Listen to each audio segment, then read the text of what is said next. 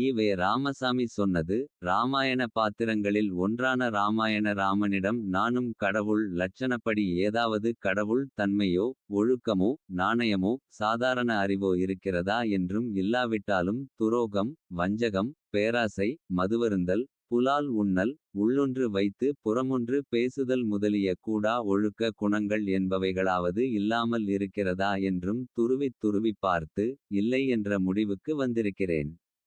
ஆகவே அப்படிப்பட்ட ஒருவனை மக்கள் கடவுளாக வழிகாட்டியாக பிரார்த்தனை பக்தி செலுத்தத்தக்கவனாக கருதக்கூடாது என்பதற்காகவே ராமாயண ராமனை கொளுத்துங்கள் என்கிறேன்.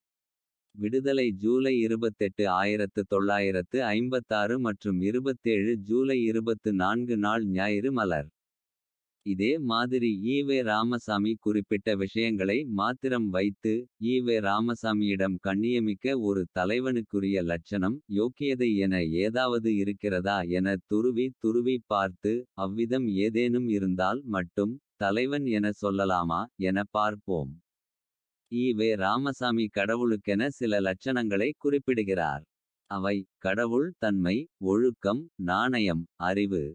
பகுத்தறிவாதி என கூறிக்கொண்ட ஈ.வே. ராமசாமி கடவுளின் தன்மை என எதனை சொல்வார். கடவுளே போய் என சொல்லிவிட்டு கடவுளின் தன்மை என தனித்தன்மை என ஒன்றினை தேடினால் ஈ.வே. ராமசாமியின் பகுத்தறிவே பிழை நிரம்பியதாக தானே பொருள்படுகிறது. அவர் குறிப்பிடுவது ஒழுக்கம் நாணயம் அறிவு என்பனவற்றை ராமனிடம் இருந்ததா என பார்ப்பதோடு ஈ.வே. ராமசாமியிடமும் அது இருந்ததா என பார்ப்போம். யோக்கியதையத்தன்மையில் இருவரில் யார் யோக்கியன் என்பதனையும் பார்ப்போம். அப்போது தானே எவரொருவரையும் விமர்சிக்கிற தகுதி ஈ.வே. ராமசாமிக்கு இருந்ததா என தெரிய வரும். யோக்கியனை போல் பேசிவிட்டால் மட்டும் ஆகாதையா. முதலில் நீயும் யோக்கிய பயலாக இருக்க வேண்டும் என்பதே அடிப்படை தகுதி.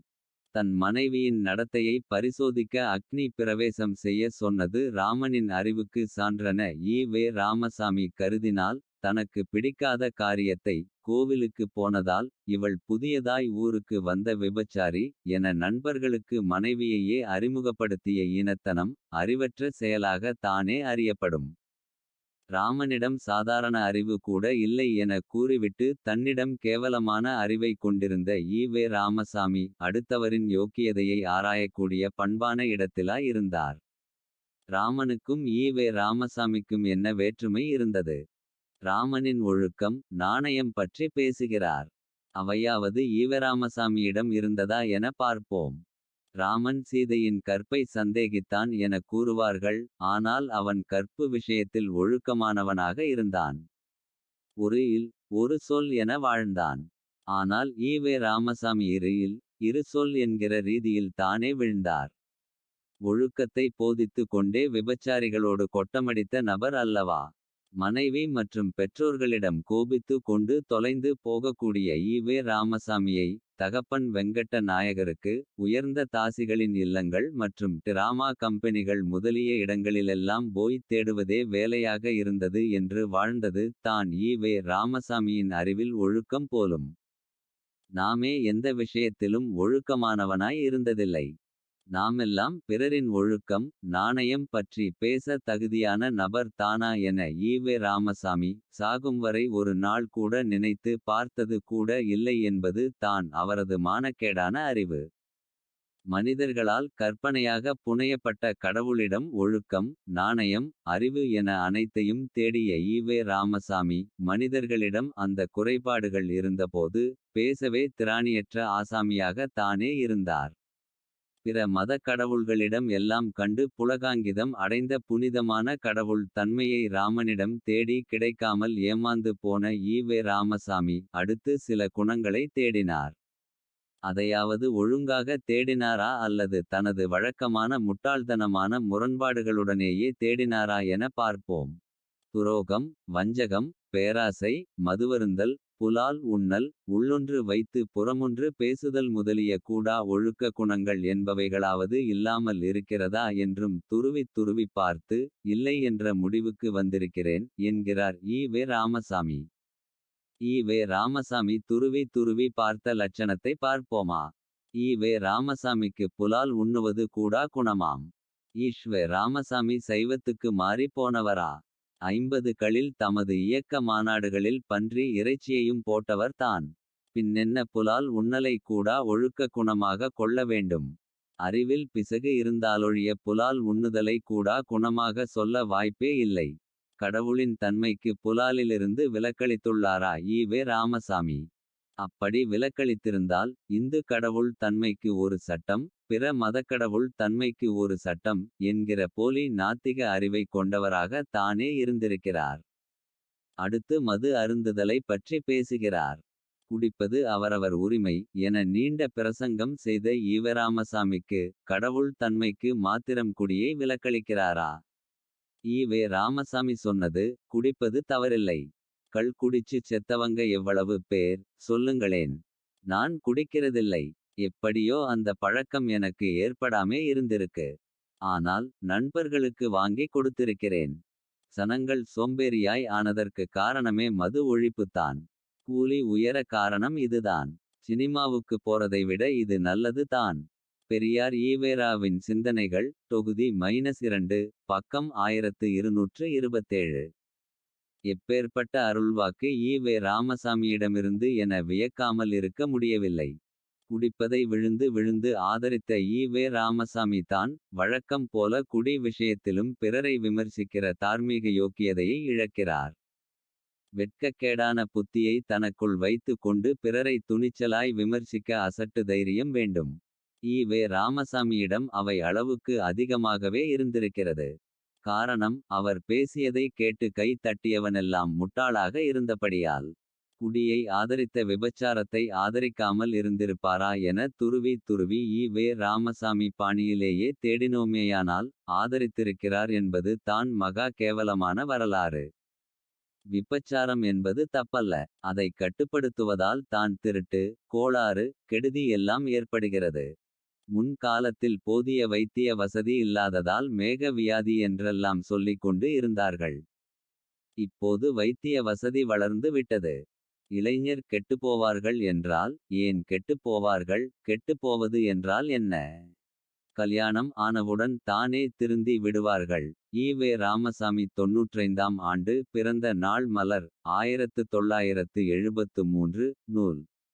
இவ்வாறாக பேசிய ஈவே ராமசாமி ஒழுக்கத்தின் காவலனா? பித்தலாட்டத்தின் காவலனா? விபச்சாரத்தை ஆதரிப்பது ஈவே ராமசாமியின் ஒழுக்கமா? ராமனிடம் உள்ளொன்று வைத்து புறமொன்று பேசுதல் குணம் இருந்ததாக சொல்கிறார். ஈவே ராமசாமியிடம் இருந்ததில்லையா சொல்லொன்று செயலொன்று என்கிற இரட்டை புத்தி? 2 கல்யாணம் முடித்த ஈவே ராமசாமி திருமணம் பற்றி பேசியது. திருமண சம்பந்தத்தை சிலர் மக்களின் நல்வாழ்வுக்கேற்ற சீர்திருத்த முறை என்று கருதுகின்றார்கள். சிலர் இன முன்னேற்றத்திற்கு இன்றியமையாதது என்கிறார்கள். இப்படி கருதுவதற்கெல்லாம் ஆதாரமே இல்லை என்றும் பெண்களை என்றென்றும் அடிமைகளாக வைத்திருக்கச் செய்யப்பட சூழ்ச்சிதான் இத்திருமணமுறை என்றும் எடுத்துக்கூற ஆசைப்படுகிறேன். விடுதலை அக்டோபர் 11 1948. வெட்கமே இல்லாமல் 2 திருமணத்தை முடித்து கொண்டு தான் பெண்களை திருமண முறை அடிமைப்படுத்துகிறது. அதனால் அதனை கிரிமினல் குற்றமாக்க வேண்டும் என்றெல்லாம் பேசி திரிந்தது வஞ்சக அறிவின்றி. உள்ளொன்று வைத்து புறமொன்று பேசுகிற அறிவின்றி வேறென்ன? அடுத்து ஈவே ராமசாமி குறிப்பிடுகிற துரோக எண்ணம் அது ராமனிடம் இருந்ததா எனத் தெரியாது. ஆனால் ஈவே ராமசாமியிடம் இருந்தது. பல்லாண்டுகளாக தம் இயக்கத்திலிருந்த அண்ணாதுரையையும் ஈ.வி.கே. சம்பத்தையும் தூக்கி எறிந்து விட்டு மணியம்மை கையில் இயக்க சாவியை கொடுத்ததைவிட பெரிய துரோகம் வேறென்ன இருக்க முடியும்? சமூக நீதி பேசிக்கொண்டே சமூகத்திற்கு செய்த அநீதி தானே அது. காங்கிரசில் எவருக்கும் நியாயமான பிரதிநிதித்துவம் இல்லை கிடைக்கவில்லை என்று தான் காங்கிரசை விட்டு வந்ததாக கூறிக்கொண்ட ஈவே ராமசாமி தம் இயக்கத்தில் நியாயமாக தர வேண்டியவர்களுக்கு தர வேண்டிய பிரதிநிதித்துவத்தை தந்தாரா இல்லையே? ஒழுக்கத்தையே போதித்த ஈவே ராமசாமி விபச்சாரியிடம் போனார். ராமன் போகவில்லை. அதனால் அந்த விஷயத்தில் ஒழுக்கமானவன். ஒரு இல் ஒரு சொல் என்று வாழ்ந்தான் ராமன். ஆனால் ஈவே ராமசாமி அவ்வாறாக வாழவில்லை. ஈவே ராமசாமியிடம் இரு இல் இரு சொல் தான் எப்போதும். 1930களில் ஒழுக்கம் என பேசியதெல்லாம் 1970இல் ஈவே ராமசாமிக்கு ஒழுக்கக்கேடாக தெரிந்துள்ளது. இந்தி எதிர்ப்பு, விபச்சாரம், மது, சிறுபான்மை ஆதரவு, கண்ணீர்த்துளி எதிர்ப்பென எல்லாமே இரு சொல்லாக தானிருந்துள்ளது. மாற்றான் மனைவிக்கு ஆசைப்படாதே என்பதே ராமனின் தத்துவமாக இருந்தால் ஈ. வே. ராமசாமியின் கொள்கை அதற்கு முற்றிலும் நேரெதிர் முறையில் இருந்தது. ஒருவனுடைய வீட்டு உப்பு மிளகாய் புளியை அபகரிக்க நினைப்பது எப்படி திருட்டாகுமோ. அதுபோல் அவனுடைய மனைவியையும் அபகரிக்க நினைப்பது திருட்டு ஆகும். என்று நினைத்து அவளை அனுபவிக்க மனத்தாலும் நினைக்க கூடாதாம். என்னே அடிமைத்தனம். விடுதலை அக்டோபர் 11 1948. ஒழுக்கத்திற்கும் அடிமைத்தனத்திற்கும் வித்தியாசம் தெரியாத ஈ. வே. ராமசாமியை பெரியார் என முட்டாள்தனமாக சொல்லி மாரடிக்கிறார்கள் என சொல்லலாம். சரி, அது அவனவன் விருப்பம். அழைக்க விரும்பாதவனை எதற்கையா அழைக்க சொல்லி கட்டளையிடுகிறீர். எப்படி ராமனிடம் கடவுள் தன்மை இல்லை என ஈ. வே. ராமசாமி கண்டு கொண்டாரோ. அதேபோல் ஈ. வே. ராமசாமியிடம் பெரியார் தன்மை இல்லை என கண்டு கொண்டோம். ராமனுக்கு ஈ. வே. ராமசாமி தந்த தேர்வையே நாம் ஈ. வே. ராமசாமியின் யோக்கியதைக்கான தேர்வாக வைத்தோம். தேரவில்லையே ஈவராமசாமி. ராமன் செய்தது சரியோ வாழ்ந்தது சரியோ. ஆனால் ஆதி முதல் அந்தம் வரை ஈ. வே. ராமசாமியைப் போல் முட்டாள்தனமாக முரண்படாத தன்மை இருந்தது. ஈ. வே. ராமசாமி காட்டிய ஒழுக்கத்தை விட ஈ. வே. ராமசாமியின் முரண்பாட்டை விட ஆன்மீகவாதிகளுக்கு இவை ஏற்புடையதாகவே உள்ளது. ஒழுக்கம் வேறு அடிமைத்தனம் வேறு என்கிற வித்தியாசம் தெரியாத நபராக ஈ. வே. ராமசாமி இருந்தார். ராமனை வணங்குபவர்களுக்கு ஒழுக்கத்திற்கும் அடிமைத்தனத்திற்கும் வித்தியாசம் தெரிந்தது. பகுத்தறிவு என்பது வேறு. பகுத்தறிவு என்கிற பெயரில் முட்டாள்கள் உரைக்கிற அறிவு வேறென சாமானியர்களுக்கும் தெரிகிறது. ராமனிடம் எதையெல்லாம் ஈ. வே. ராமசாமி தேடினாரோ அதையெல்லாம் நாம் ஈ. வே. ராமசாமியிடம் தேடினோம். ஈ. வே. ராமசாமியிடமும் அவை காணவில்லையே. பெரியாரென எப்படி அழைக்க முடியும். ஒரு பக்கம் ஒழுக்கமென நாணயமென போதித்ததையே இன்னொரு பக்கம் கட்டுப்பாடு அடிமைத்தனம் என சற்றும் அறிவு இங்கிதமின்றி தான் தோன்றித்தனமாக பேசி. நான் கூறுவதை கண்ணை மூடிக்கொண்டு பின்பற்றுங்கள் என சொல்லி திரிந்த நபரை தந்தை எனவோ அறிவுலக ஆசான் எனவோ பெரியார் எனவோ எப்படி அழைக்க முடியும். அவராக அழைத்தால் என் அறிவுக்கு அது நான் செய்கிற துரோகமாக இருக்குமே தவிர. பகுத்தறிவுள்ள ஒரு மனிதனின் செயலாக இருக்காது என்பதாலேயே பெரியார் என அழைப்பதில்லை என்கிற வாழ்நாள் கொள்கைக்கு பலர் வந்துள்ளனர்.